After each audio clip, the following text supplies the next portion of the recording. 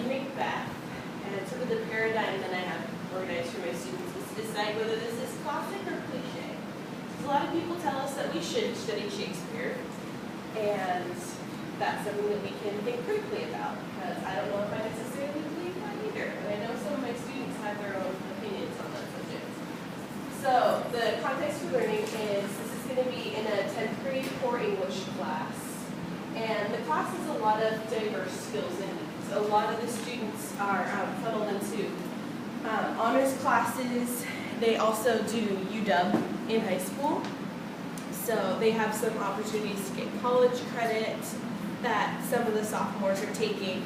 And so the core class is really just everyone who doesn't really fit in those boxes. So there's one student on IEP, there's a handful of students that have 504 plans, and there's a good number of students who don't speak English at home, and 4 out of 5 of them aren't receiving any supports for their English language learning, so they're fully mainstream with that now.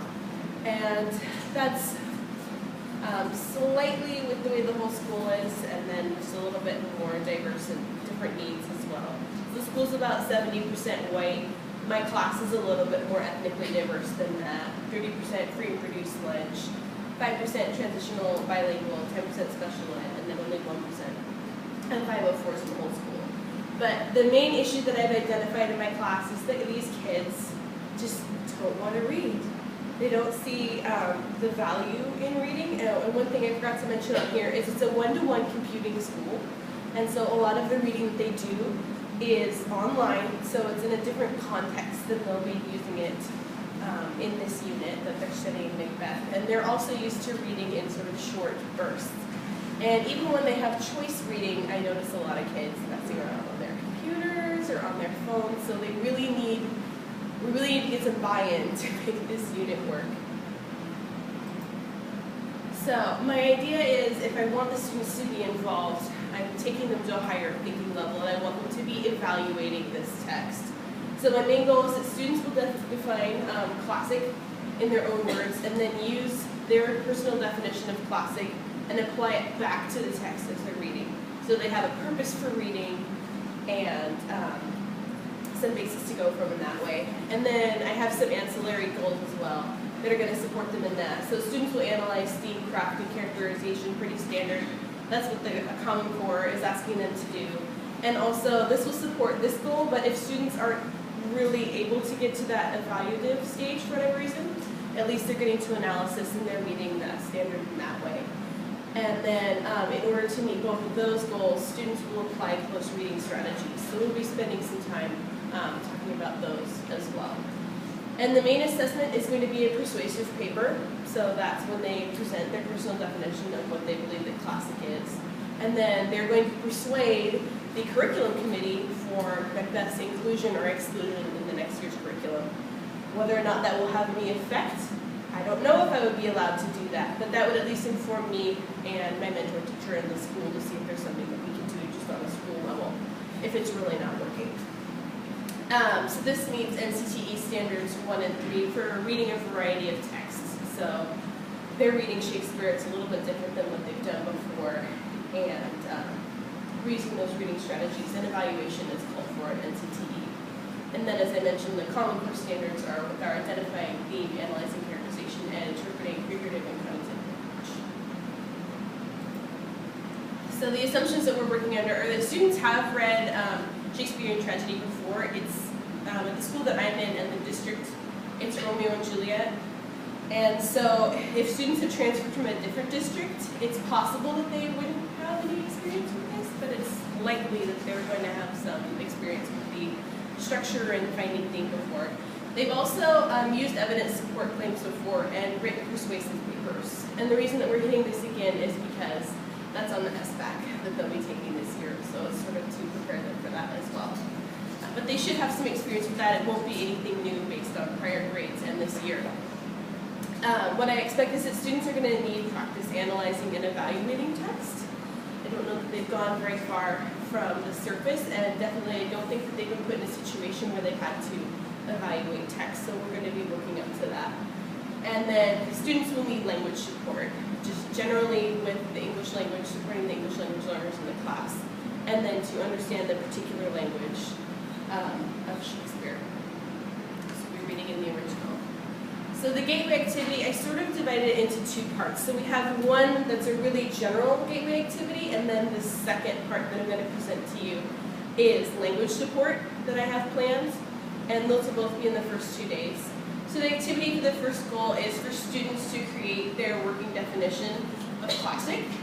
And we're going to start off with a free write. Everyone in the class has probably heard the word classic before. Classic cars, classic music, classic Coke. So what does that mean to you? If they want to use images in this case, that's fine. And then we're going to create a double column list. So we'll have those things that classic is describing, and then we'll have those qualities that people associate with classic, and then make connections across the two columns. So, okay, well, you're not quite sure what classic means, but we know that we talk about classic cars. So we have classic cars over here. Well, what do we see back in the qualities? How do we know that that car's classic? Well, it's old. Maybe it's something about the aesthetics of it. Maybe it's the way that the engine runs. We'll talk about that. And then we're going to view some other people's rationales for studying Shakespeare, and I'm going to let you watch one in a moment. And we're going to try to max the video explanation to the list. So if our list is a little bit anemic, they'll also get some more things that they can add to this double column list from watching the video. And I want you to know what you guys think of this one.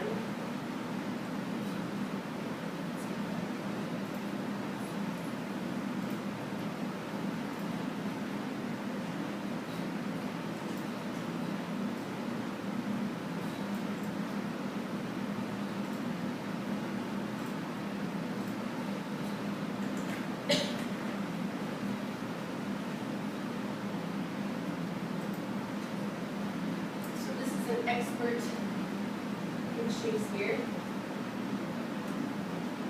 She's telling us why teenagers should be reading it today.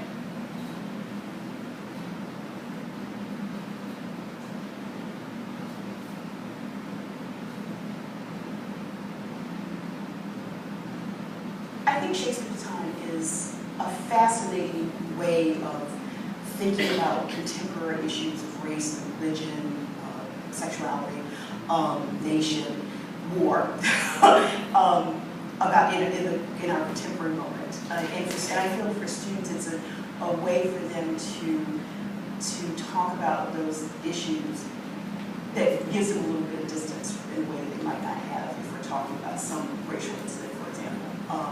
Because he's writing in the age of exploration, so he's got in ways that has moved from knowing about foreign lands, mostly through books, to actually being able to read, and books that are highly made up, kind of fantasies about foreign lands, to hearing about actual experiences of people traveling and trading abroad, hearing about diplomats who are coming from other countries to visit Elizabeth and James's court. So there's the moment of possibility there that you don't see before, and it becomes kind of entrenched after. So the newness of those encounters, I think, really shapes the stage in the Elizabethan era. And it's a time of religious uncertainty and unrest, and moving between the Protestant, from the Catholic to a Protestant reign, and there's still people who are crypto Catholics.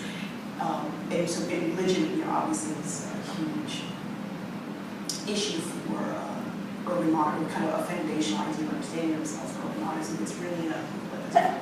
And for us in our contemporary era, we're thinking about our relationships with various Islamic countries, the Ottoman Empire. There's been so much wonderful research on Elizabethan views of the Ottoman Empire, interactions across the Ottoman Empire, that it really you look and see how other people responded to a profound sense of threat and unease around people that don't understand. And so you can kind of talk about that with students in a way that links to our contemporary moment, but doesn't have that the immediacy and scarcity that keeps them from talking.